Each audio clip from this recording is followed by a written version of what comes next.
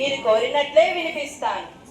మధ్యమై జడనిది మడయించి సోమకు, ఊర్మమై కవ్వపు గొండ మోసగిటి అయి ప్రహ్లద జనకు వంచించి కుదించే.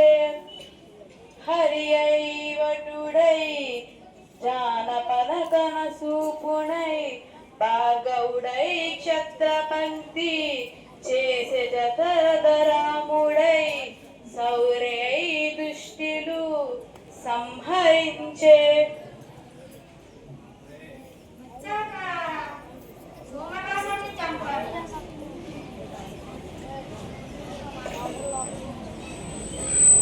కోపమై మందగిరి మోసి పాలసముద్రం చెరకడానికి సాయమయ్యాడు. వరాహ రూపంలో హిరణ్యాక్షుణ్ణి చీరాడు. నరసింహమై హిరణ్యాక్షుని చీల్చాడు. వామనుడై బలి పాతాళానికి పంపాడు. పరశురాముడై రాజుల దర్పాన్ని కూల్చాడు. శ్రీరాముడై రాముణ్ణి వధించాడు. శ్రీకృష్ణుడై దుష్టుల్ని అంతం చేశాడు. బుద్ధుడై పురస్త్రీలను బుద్ధిని మార్చి శివునితో త్రిపురాసుని చంపించాడు. కల్కిగా నీతిహీనులను కూల్చాడు. దశావతారాల కార్యకరమైన మనోహరమై సీసమైన పద్యం అల్లరింపజేశావు. మీ అభినందన స్పందనకు నా వందనం. మహాప్రభు, దారిలో వస్తున్నప్పుడు ఒక జానపదులు ఒక సమస్యనిచ్చారు. అనుమతినిస్తే మీకు ఇస్తారు.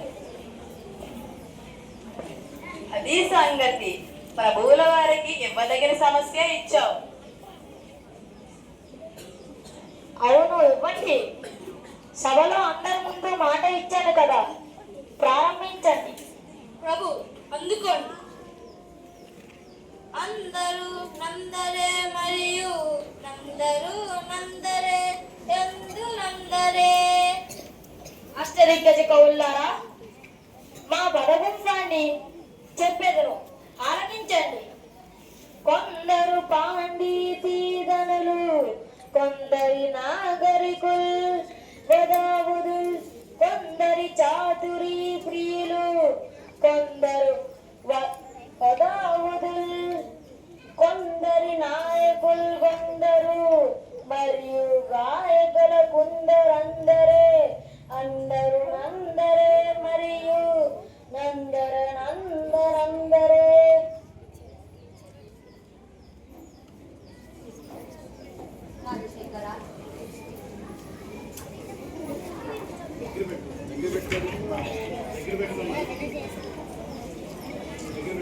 కొందరు పాండిత్యమే ఘనంగా కలవారు, కొందరు నాగరికులు, ఇంకొందరు ప్రవక్తులు, మరికొందరు చాతుర్యాన్ని ఇష్టపడేవారు. నీతిని సంపదను గుణముంచిన వారు కొందరు, నేతలు మరియు గాయకులు.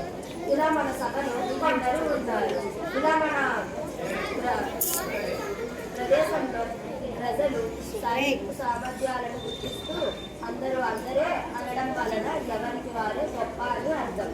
పండితులారా, మీ పద్యపూరంలో